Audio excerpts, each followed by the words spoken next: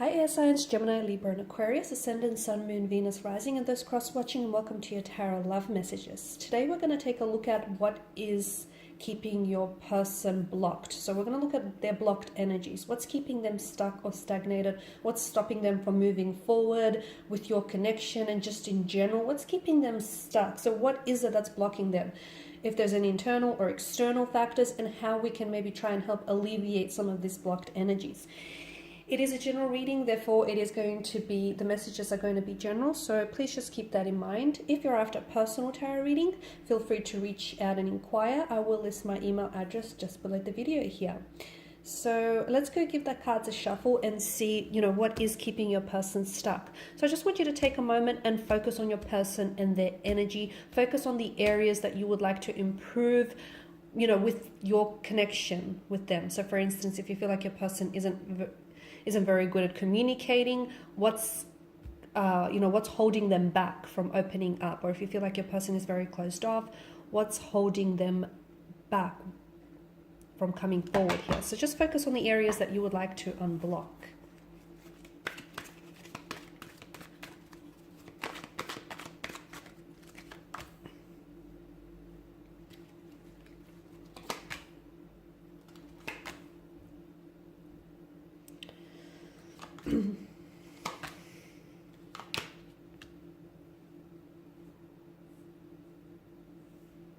Okay, this is intricate. This is very interesting. Your person has behavioral patterns. I'm picking up that your person has behavioral patterns that they exhibit from time to time. So, for instance, as with your relationship and as with previous relationships in the past, they have a tendency to sometimes self-jeopardize or self-sabotage relationships, maybe because they're scared of emotional intimacy, they're scared of commitment, which I do feel like is coming up strongly, especially with the Magician and his energy.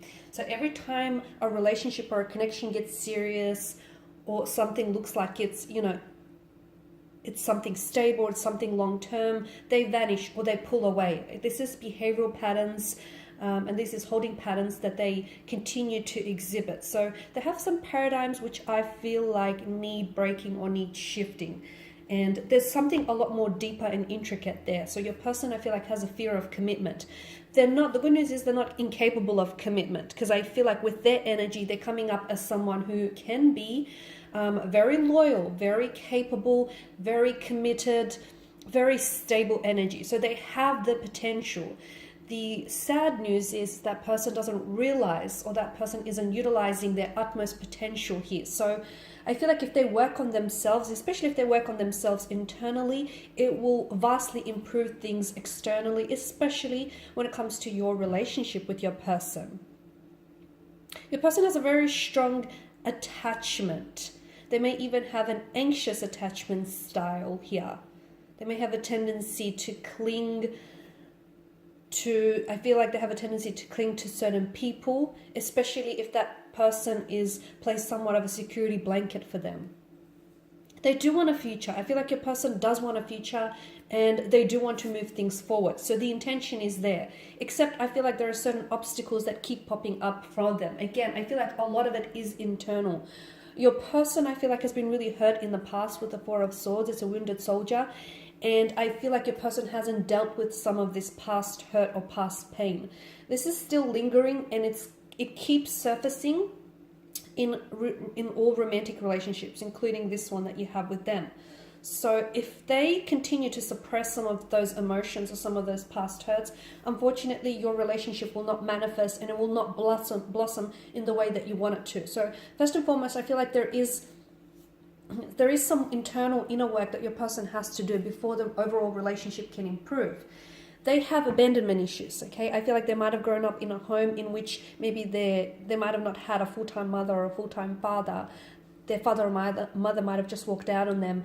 They might have been in a relationship in which they felt abandoned by their lover, or they may not have very strong relationships with their siblings. They definitely have abandonment issues. And because they grew up with it, it's a sense of normality for them.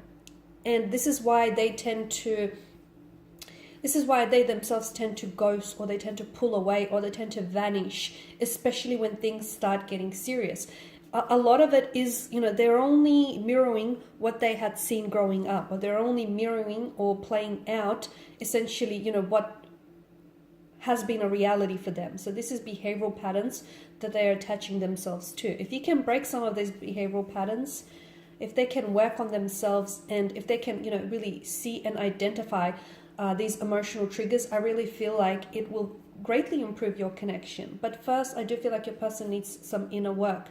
They need to work on themselves. I can see that there is hurt, and I see that there is emotional trauma or even insecurity issues that your person needs to work with. These abandonment issues, they have trust issues. They feel like everyone that they've ever loved has disappeared, or has just vanished on them. This is why they do it to other people. They say that hurt people hurt others the most, because it's all that they know. It doesn't make them a bad person. It doesn't make them a bad energy here. I don't feel like they're malicious in any way, shape or form, but I just feel like your person has been so accustomed and so adjusted to the pain that they feel like pain is all they ever know. And then they feel like pain, relationships come with pain, romantic, professional or business. They just associate pain with such a large part of their life growing up. So hurt people do hurt others, and they tend to hurt others the most. Now, your person, I'm not sure if this is you coming up here or your person. I can see that they do have a strong desire to be with you. They do have plans for the future, and you'll notice that the two of you will develop plans for the future here, or you have been talking about plans for the future. So the intention is there, but there's a sense of fear in carrying out these plans.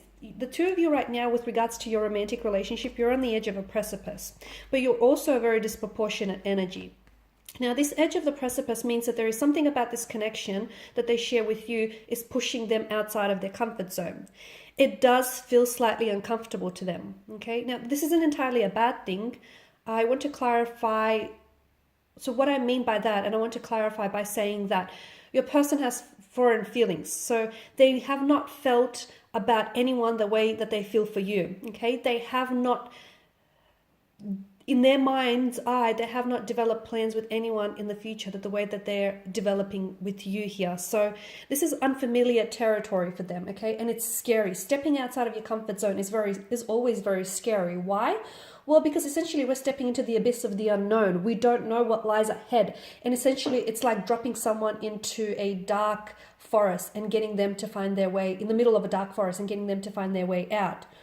You don't know what lies ahead, okay? You don't know where to go. So your person has fears, they have anxieties, they have insecurities about moving forward. Now, this ties into abandonment issues. This also ties into commitment issues. So this is what they need to work on. I recommend that you take baby steps in order to preserve this connection, because I do feel like this is someone who has a very strong attachment to you, and they may ghost, okay, or they may disappear on you, but I do feel, or there may even be a fluctuating presence, but I feel like there's something that will always keep them coming back to you. Again, that foreign feeling that they feel for you, they've not felt for anyone else. I've mentioned the two of you have a disproportionate energy. This is really important, because what's happened is you will not be able to manifest this relationship if the two of you are not on the same wavelength, and you're not. The scales are imbalanced and they're tipped over, and not necessarily in your favor as well, air signs. So what we need to do is we need to get on the same page here, guys. The two of you need to balance out the connection. It's not going to be easy to do, but I feel like first and foremost, your partner really needs to find a way that they need to center themselves, okay? They need to find their balance, their inner balance, and they need to center themselves before the connection can be centered. The same message could apply to you.